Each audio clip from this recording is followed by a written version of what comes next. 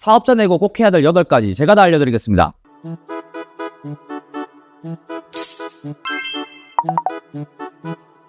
요즘 N잔러가 많이 생겼죠. 그래서 그런지 예전보다 사업자를 훨씬 더 많이 내는 것 같습니다. 홈택스에서 바로 만들거나 세무서 가서 직접 내시거나요. 근데 여기서 대부분 이렇게 생각합니다. 사업자 등록증 나왔으면 끝난 거 아니야? 아닙니다. 이제부터가 시작이에요. 사업자 내고 세팅 제대로 안 하시면 나중에 세금도 내고 가산세 맞고 돈이 그냥 줄줄 새는 구조가 됩니다. 그래서 오늘은 사업자 등록증 내고 무조건 해야 되는 8가지 실무 기준으로 정확하게 알려드리겠습니다. 첫 번째, 사업용 계좌 만들기. 사업용 계좌는 주거래은행 가서 만드시면 됩니다. 근데 이거 많이 물어보세요. 사업용 계좌 꼭 새로 만들어야 되나요? 결론부터 말씀드리면 새로 만드는 게 의무는 아닙니다. 기존 통장 써도 돼요. 근데 여기서 문제가 생깁니다. 섞이기 시작하면 매출 매입 구분이 굉장히 어려워집니다. 특히 나중에 보면 이게 사업 비용이었나? 헷갈리는 순간이 반드시 옵니다. 이러면 어떤 일이 생기냐? 비용 처리 누락되거나 잘못 처리돼서 결국 세금을 더 많이 내게 됩니다. 그래서 실무적으로는 이렇게 하시는 게 좋습니다. 사업과 관련된 건 무조건 사업용 계좌를 사용하시고 개인적인 부분은 최대한 개인 통장을 사용해 주시는 게 좋습니다. 그래야 나중에 증빙할 때 깔끔하게 처리됩니다. 여기서 하나 팁 드리면 요즘 통장 새로 만들면 이체 한도가 설정되어 있습니다. 그 한도 푸는데 최소 3개월에서 6개월 정도가 걸리는데 그때까지는 기존 통장을 사용하시다가 한도 풀리면 새로운 사업용 계좌를 사용하시면 될 것 같습니다. 두 번째, 사업용 카드 만들기. 계좌 만들러 가면 사업용 카드를 만들려고 합니다. 근데 사업자 카드 꼭 만드실 필요 없습니다. 개인의 경우 평소에 사용하던 카드를 사업용으로 사용하시면 됩니다. 대신 꼭 카드를 분리해서 사용하셔야 됩니다. 카드를 섞어 쓰기 시작하면 나중에 비용 구분이 진짜 어려워집니다. 특히 개인 소비랑 섞이면 세무사 입장에서는 하나하나 다 걸러내야 되는데 시간도 오래 걸리고 실수가 가능성도 올라갑니다. 그래도 맡겨만 주신다면 최선을 다해서 걸러보겠습니다. 여기서 꿀팁, 사업용 카드는 대부분 혜택이 크게 없습니다. 그러니 그냥 개인 체크카드, 신용카드 중에 혜택 좋은 카드 사용하세요. 세 번째, 인증서 준비. 이거 사업하다 보면 은근히 필요한 건데 사업자용 인증서 하나 미리 만들어 두시는 게 좋습니다. 이걸 어디에 쓰냐? 세금계산서 발행할 때 필요합니다. 법인은 전자세금계산서 발행 의무고 개인은 일정 매출 이상인 경우 의무 발급 대상자가 됩니다. 근데 사업하다 보면 거래처에서 세금계산서 요구하는 경우가 많습니다. 그때 가서 만들려면 번거로우니 미리 만들어 두는 걸 추천드립니다. 네 번째, 홈택스 아이디 비밀번호 만들기. 초보 사장님들 이거 많이 헷갈리시는데 아이디가 2개입니다. 개인 아이디 하나, 사업자용 아이디 하나. 세금계산서 발행 안 하시면 개인 아이디만 있어도 됩니다. 근데 발행해야 한다? 사업자 아이디 반드시 있어야 됩니다. 이거 모르고 있다가 필요할 때 당황하는 분들 많습니다. 요즘 대부분 간편 인증으로 로그인 하시는데 본인 홈택스 아이디랑 비밀번호는 기본적으로 외우고 있자고요. 다섯 번째, 사업용 계좌 홈택스 등록. 개인 사업자분들은 사업용 계좌를 홈택스에 꼭 등록하셔야 됩니다. 일하다 보면 다 등록했다고 하지만 열에 9 등록 안 되어 있습니다. 아마 사업용 계좌 만든 게 등록했다고 착각하시는 것 같은데 별도로 홈택스에 등록하셔야 됩니다. 특히 복식부기 의무자는 꼭 등록하셔야 되는데 복식부기 의무자가 뭐냐? 쉽게 말해서 일정 매출 이상의 사업자라고 보시면 됩니다. 전문직의 경우는 처음부터 복식부기 의무자로 시작하니 특히 조심하셔야 됩니다. 이걸 등록 안 하면 어떻게 되냐? 가산세 나오고 추가로 각종 감면 등이 배제됩니다. 세무서에서 6월에 안내가 오긴 하지만